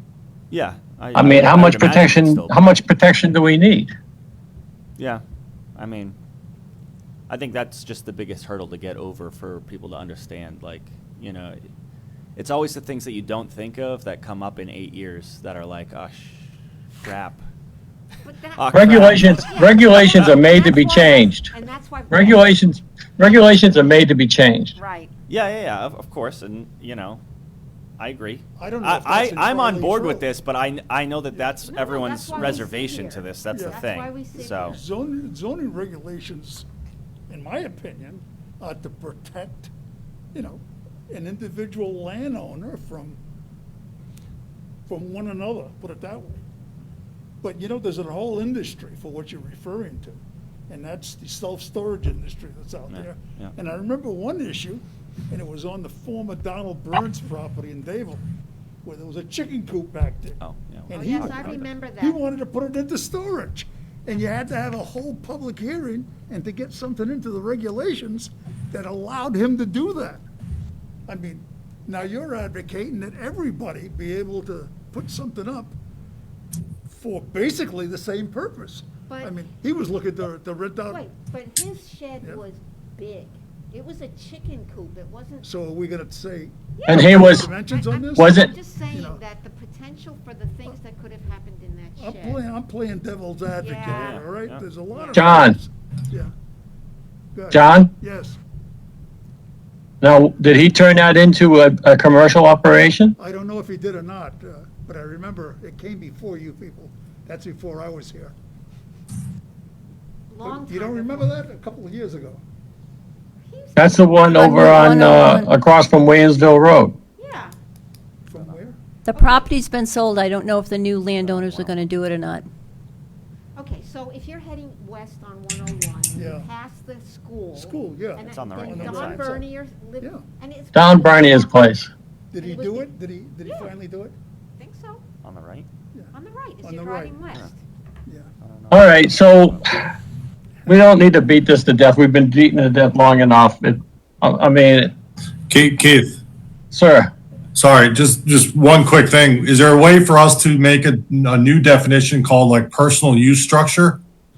Right? Define what that is, come up with a definition and make it a special permit in each district. So if someone does come in and says, I want to put up a personal use structure on land I have, we have it defined kind of within some brackets and we just make everyone a special permit. So it's allowed, but it's got to come in front of us, just they got to present it. That's an. sounds reasonable to me. Yep. I would think that between staff and town attorney, they can come up with something. So that controls the commercial nature of it, right? They have to define it as personal use only. Right. Explain to us what's being stored, how it's being stored, how big it is, where it's located. Special permit requires neighbor notifications. So we kind of cover all the bases so everybody kind of knows what's happening. Excellent. But yet it allows them to use their property.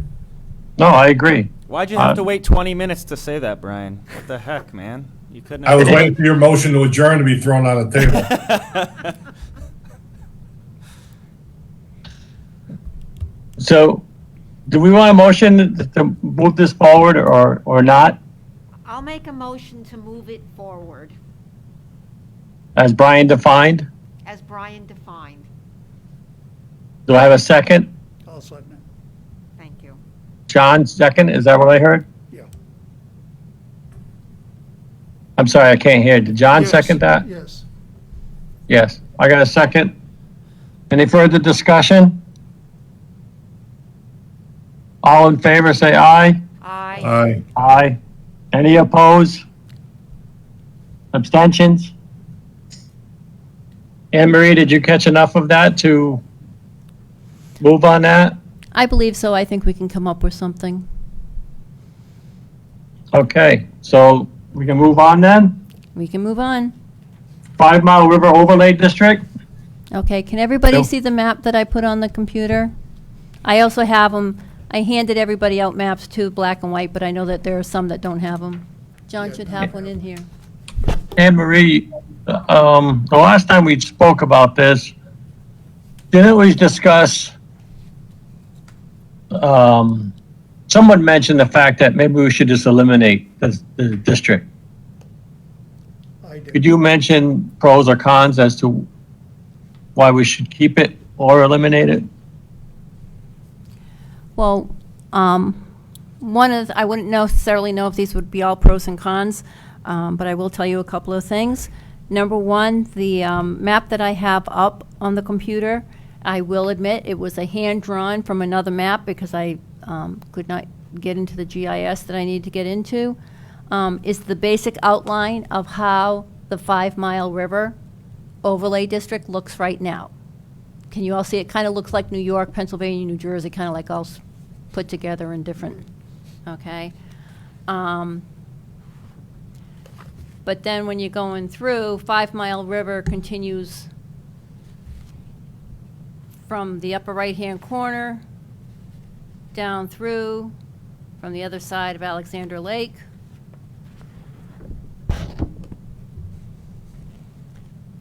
Then it goes down farther. And I'm just By running- Prim, behind Boudreaux's, Yep.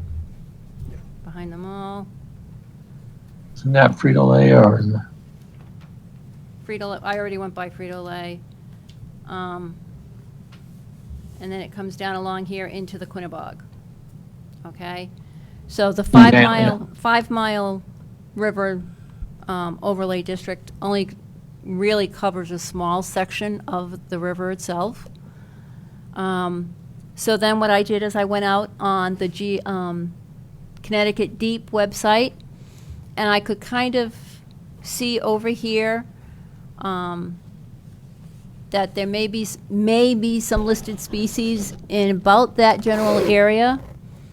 But then if you follow the 5 Mile River down, and I'm following down, all of a sudden we have some critical habitat areas farther down, but there's nothing there with an overlay district. It's much easier to look on the computer because it's in color as opposed to your black and white. I'm going to apologize for that. So, All right. Can you explain your last little chunk, which is that further upland, it's got some sort of protection, but then an area that's as critical, but it is in a more developed area, is not protected. Is that what you just said? What I'm saying is the overlay district does not cover that area. The overlay district does not cover the complete 5 Mile Okay. River, okay? Yeah. But it's called the 5 Mile River Overlay District. Oh, But it okay. doesn't cover the whole 5 Mile River. That's one of the first things that comes to mind. The second thing that comes to mind is if you look through our regulations, a lot of what are in our regulations can also be covered by the wetland regulations, our 200-foot upland review areas, that sort of thing. So it's up to the commission how they feel about it. If the commission wants to go back and actually read the regulations and see what it says. I have a copy of it here. So, there you go. So I have a question. So if we've got at least three different terms for this condition, Mhm. is there a way to just merge them in some fashion by assigning the same title to it or description of it, so that at least from beginning to end, it has, a name of its own that's Right. clearly defined by its entire length, rather than have bits and pieces which are incoherent. Right.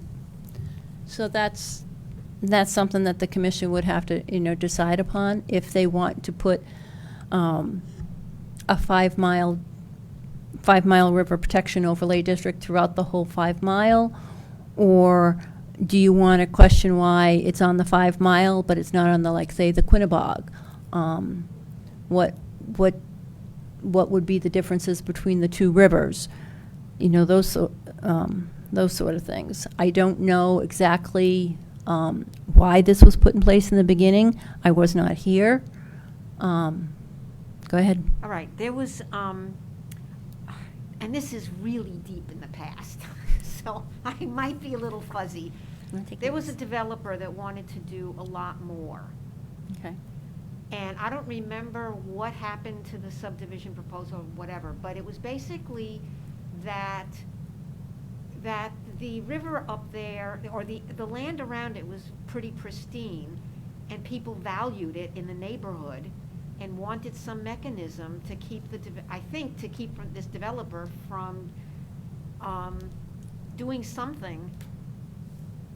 I think that it was like, and this is, I might be conflating more than one application, but there was one where there was several little house lots along a bank there, so that the riverbank was going to get chopped up and habitated by, people's cars and houses and all of that, septic systems. So again, this happened so long ago that I'm fuzzy on the details, but I think that was part of the motivation. There was the Stone Road subdivision and the River Road subdivision that occurred, Right. I think, back when I was working for the town. So early 80s.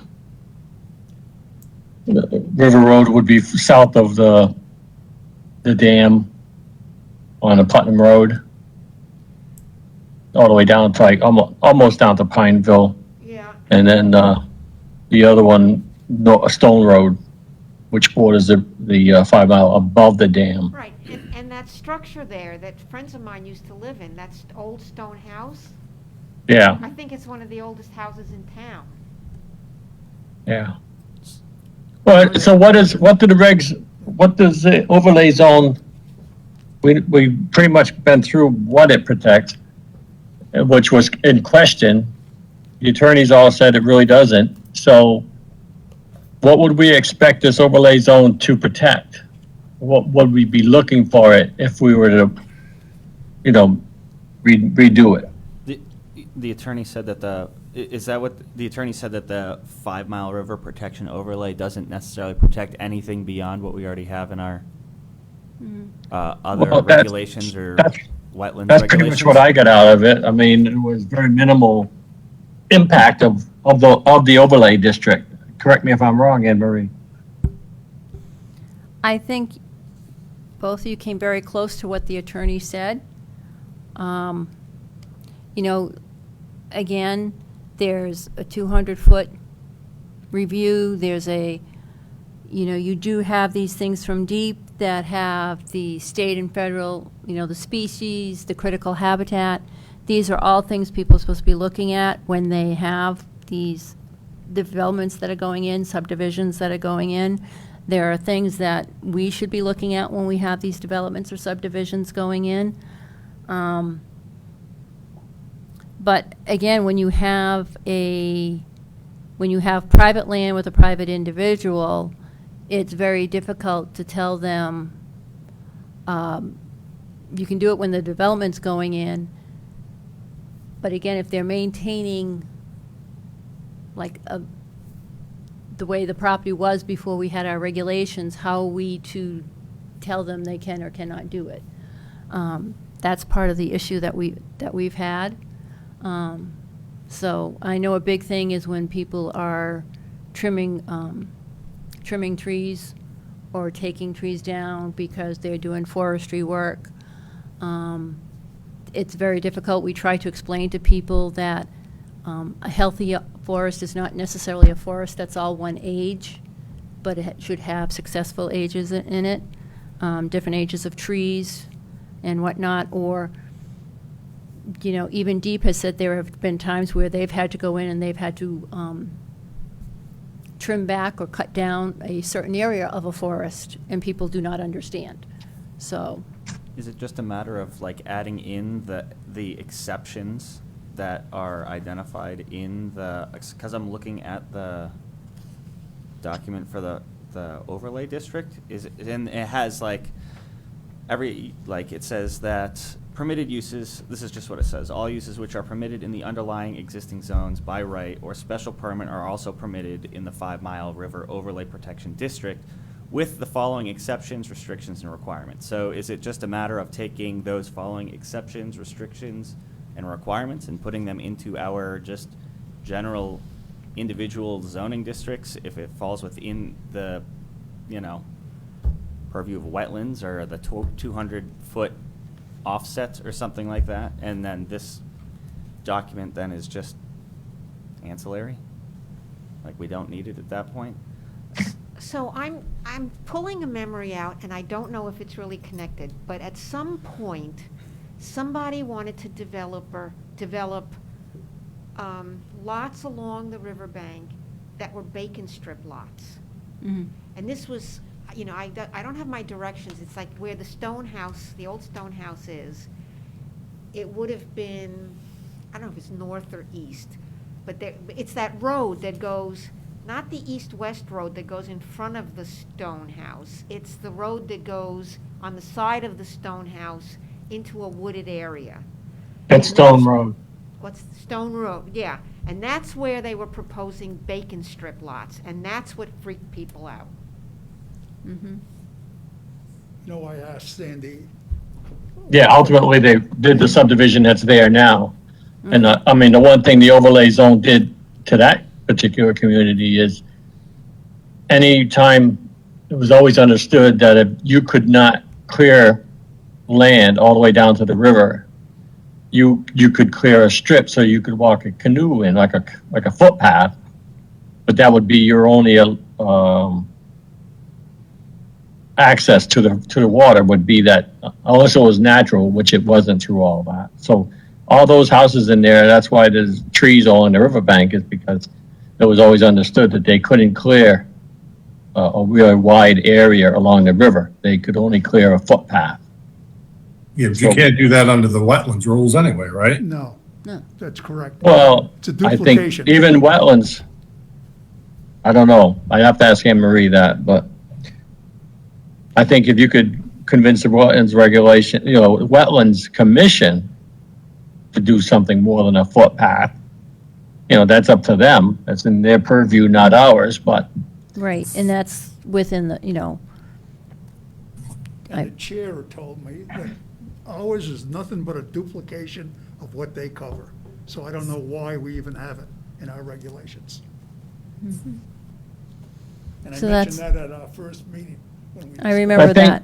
So do you want me to sit down and I'll actually pull the wetlands regulations versus the 5 Mile regulations, and I can give you a chart of what each one does or does not do?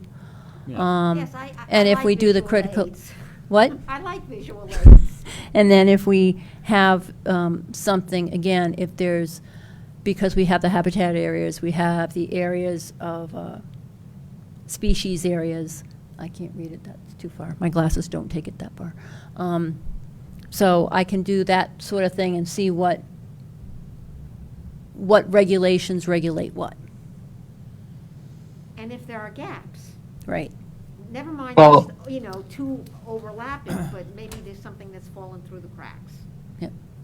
I think it'd be, to me, what our regulations already say and how many of them actually have substance. So of our regulations, because I just remember in a real quick conversation we had when the town attorney was sitting there with us, and we were discussing this, one of the first times it came up when we were talking about changing it. And he implied just what John said, was that there really wasn't a lot there, and that's why I said that at the beginning. And he questioned what the value of having these regulations, because everything was covered pretty much by other regulations. So if you want, to me, if you wanted to, outline any substantive portions of those regulations, of that regulation, so that we can evaluate its value, that the regulation's value. Okay. I think one other thing that I would note, though, about this overlay district is that it extends beyond into properties farther than what wetlands would cover. Like, if you look at the existing district, it is no way in any shape or form restricted to 200 feet from the river. Right, that's what started the conversation, though, is there's no rhyme or reason to it. It doesn't cover the entire 5 mile overlay. So is it really more of an arbitrary overlay district that was created that, again, under today, what's the value to it today? Right, if we're truly worried about the 5 mile river, we want to protect the areas that far, why don't we do it everywhere? Right. Yeah. Well, I'm wondering what happens. It's not if even we a certain topography. If it was like elevation 100 all the way down, I can say at least there's some rhyme or reason to it, right?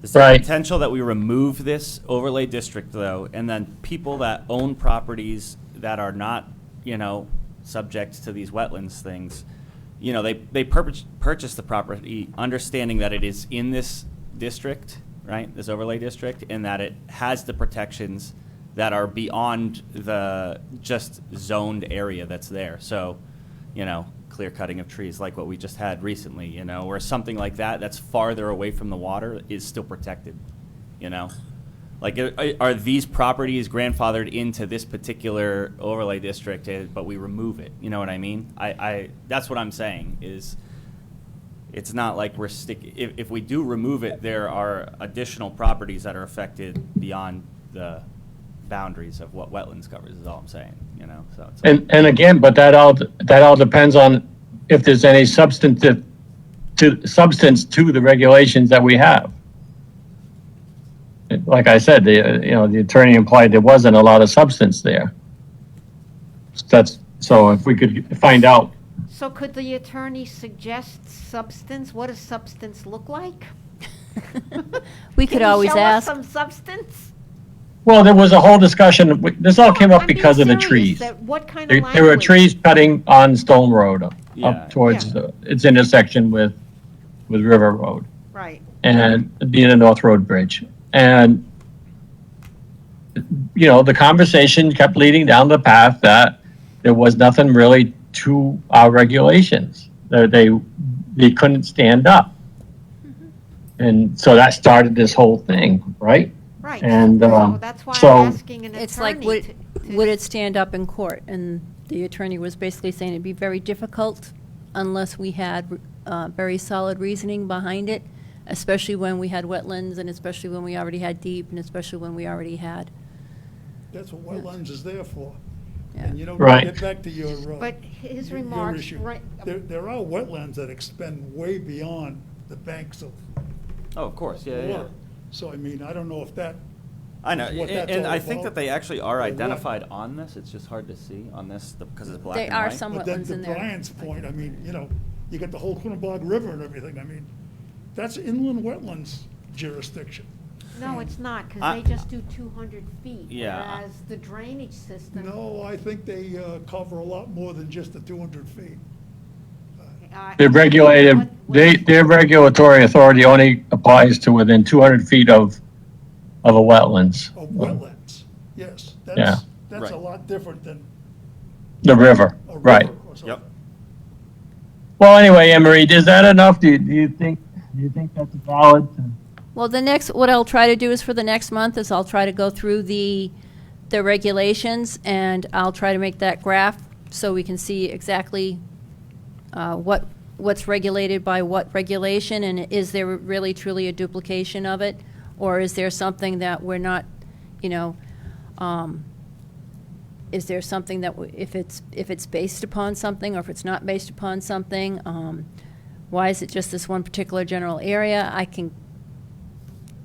I'll tell you why, because a developer came in and wanted to, subdivide and build houses, and the people that lived there were afraid. Yep. So is there- you want us, Let me just. But You want us- there's one Go thing ahead, that Ann. one thing I did notice on this is that sometimes it doesn't follow lot lines. It doesn't necessarily follow road lines. Some lots are divided in half, some are not, some are totally enclosed. So it's kind of, where, if it's really supposed to be a protection overlay district above and beyond wetlands, what's the reasoning? Follow the- kind of arbitrary and capricious, you mean? It could be, unless there's a reasoning behind it, but they didn't, they just gave us, in the 5 Mile River overlay, they just gave us a legal, somebody went out, and I believe it was some sort of surveyor, went out and made some sort of legal description for all of this. And that's why If I'm I not said, mistaken, wasn't that Terry? Well, Terry Terry Chambers. lived up around there. yeah, at one point. Berger? Yeah. Okay, so do you want a consensus to move forward with this, Anne Marie? Yes, please. Okay, but can I just throw in a suggestion before is there a department at UConn that has scientists and other experts that would help us understand what we need to understand, rather than just, going out there and trying to come to a conclusion ourselves? There might be, I could always check into that. It would probably be either like Yukon Clear or Deep itself. Most of it would be through their GIS mapping, which is what some of those maps were that I showed you. I'm talking more in terms of information about, what kind of land needs to be protected more, that if it's beyond the 200 feet, I don't know anything about, water tables and Mhm. this, that, and the other thing. And so, I think I would benefit, and maybe others would benefit from just having a more coherent understanding of how these systems work. Okay. And if I can say one last thing, like, the only thing that I'm wondering, regardless of if this is an arbitrary line that got drawn around these properties, it does provide these properties additional protection beyond what the inland wetlands has and our zoning regs, because they overlap and they're outside the purview of either of those, or above that purview, basically. So we would be essentially stripping those properties of their protections at that point.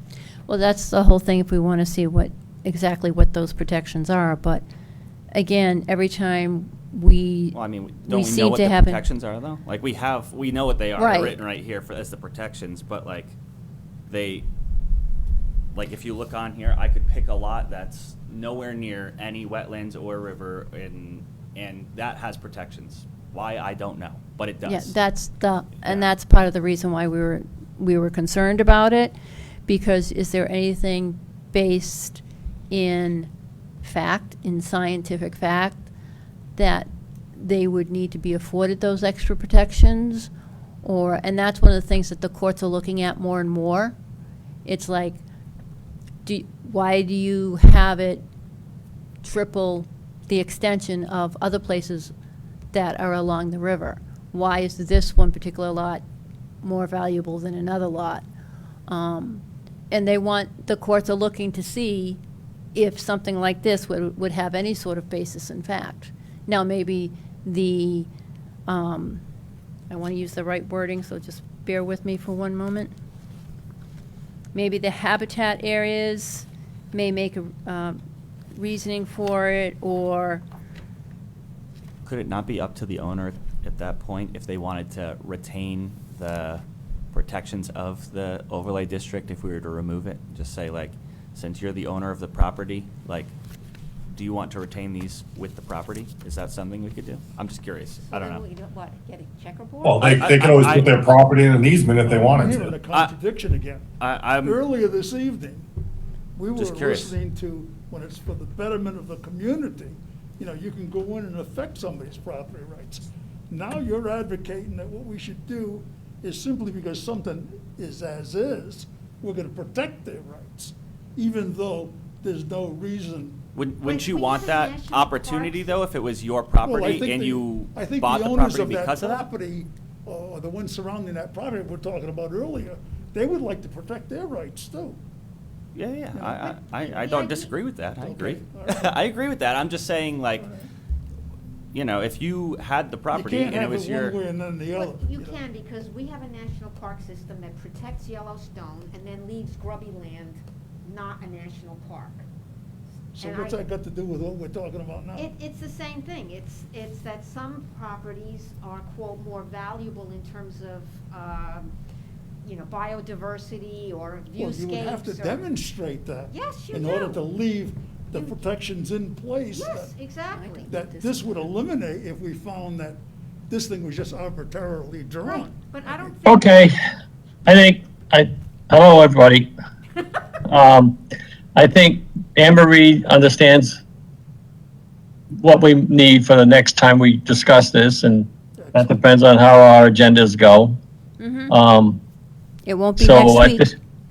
I think at this point, unless somebody's got something different to add, I would look at adjournment, but before that, somebody got anything else they want to add to this that hasn't been spoken to? Anyone? Then how about a motion for adjournment? Emery, are you comfortable with what you need to do? Yeah, I'll make a table and I'll make a list. Don't worry about it. I can get something put together for you. All right, and, yeah, and then somehow either somebody from Clear, or if it's necessary, we need to get any of that information, or an attorney to say whether any of it's really valid. You know, that's always helpful, you know, if it's possible. The more information, the better we can. So say one figure it more probably won't be Determine. till January. Yeah, well, Okay, when you get time. okay. I think we got a busy meeting this coming up, and then maybe even into January. Okay, and a motion to adjourn? you got one last thing you want to say, John? Yeah, I did.